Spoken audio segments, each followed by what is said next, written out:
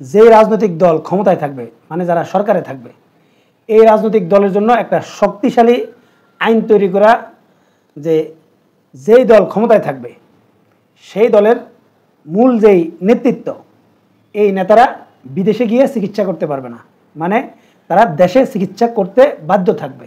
এই জাতীয় আইন করা উচিত। এবং এই রাজনীতিবিদদের সন্তান যারা রয়েছে, এই সন্তানরা যাতে বিদেশে লেখাপড়া করতে না পারে, তাদের সন্তানদের জন্য বিদেশে লেখাপড়া করা নিষিদ্ধ করে রাখা উচিত।